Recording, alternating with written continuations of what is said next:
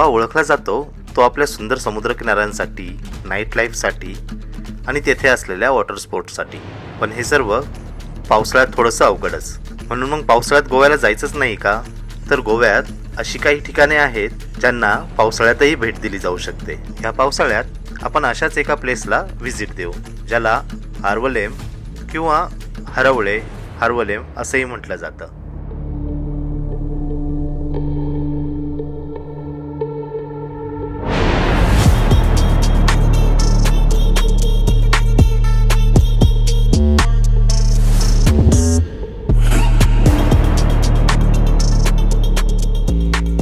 जवळजवळ 100 फुटी उंचीवरून कॅस्केडिंग हे दृश्य पाहण्यासारखे आहे. ज्या तीव्रतेने पाणी खाली सरोवरात कोसळते ते दृश्य तुमच्या मनात दीर्घकाळ टिकते. विशेषतः आनंदाची गोष्ट म्हणजे तुम्ही धबधबा अगदी जवळून पाण्याचा आनंद घेऊ शकता. सुरक्षित रेलिंग असलेल्या पायवाटेमुळे तुम्हाला त्याच्या अगदी जवळ जाता येते.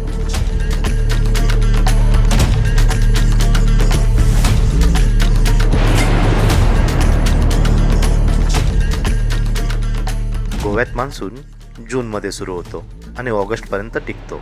हार्वलेम फॉल्सला भेट देण्यासाठी हा सर्वोत्तम काळ. यावेळी धबधब्यांचे सौंदर्य अतिशय उत्तम प्रकारे दिसून येते.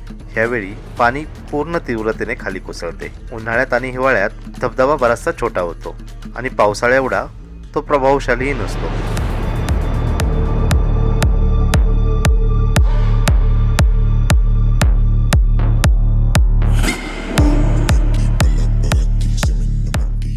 हार्वलेम धबधबा हे एक नैसर्गिक आश्चर्य आहे, जे भारतातील या लोकप्रिय पर्यटन स्थळाच्या गजबजलेल्या किनारपट्टीच्या भागातून शांत आणि ताजेतवाने सुटका देते. हे पश्चिम घाटाच्या हिरवळीच्या लँडस्केपमध्ये वसलेले आहे आणि एक प्रकारचे मोहकतेचे अभिमान आहे, जो तुम्हाला नक्कीच बरेच दिवस भुरळ घालेल.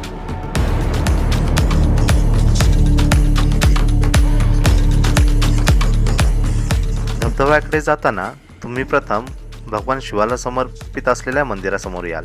येथे तो रुडेश्वर अवतारात समावला आहे. धबधब्याच्या एका बाजूला असलेल्या या मंदिराकडे जाण्यासाठी दगडी पायऱ्या आहेत.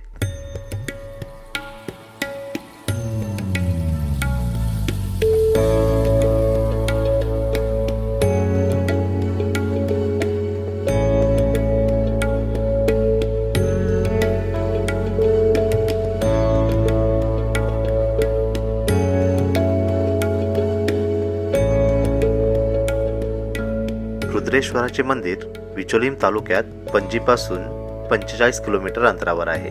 श्री रुद्रेश्वर मंदिर एका प्राचीन जागेच्या ठिकाणी नव्याने बांधले गेले आहे. ते भगवान शिवाचे मंदिर म्हणूनही ओळखले जाते.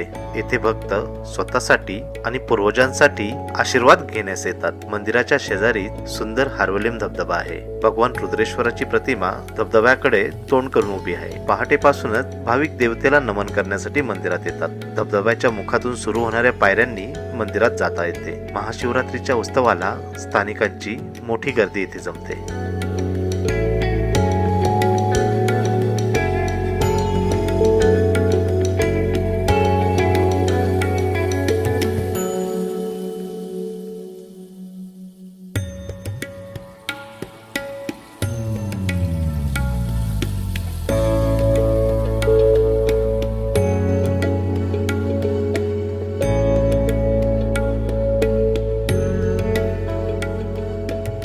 रुद्रेश्वर मंदिराजवळच प्राचीन दगडी लेणी आहेत.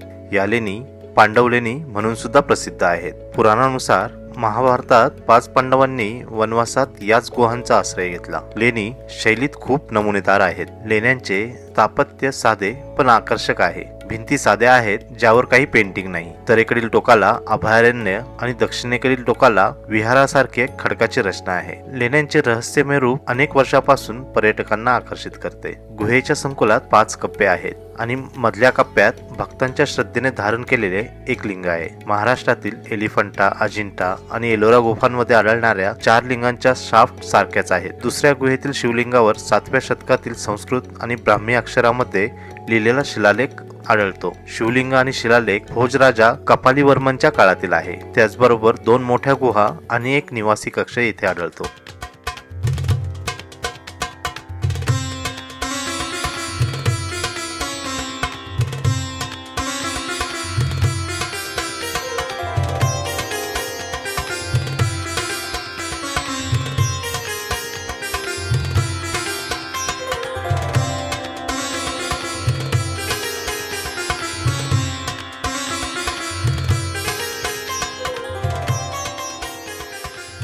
पावसाळ्यात गोवा नको म्हणणाऱ्या आपल्या मित्रांसोबत नक्कीच हार्वेलिमला भेट द्या आणि एक विलक्षण अनुभव घ्या.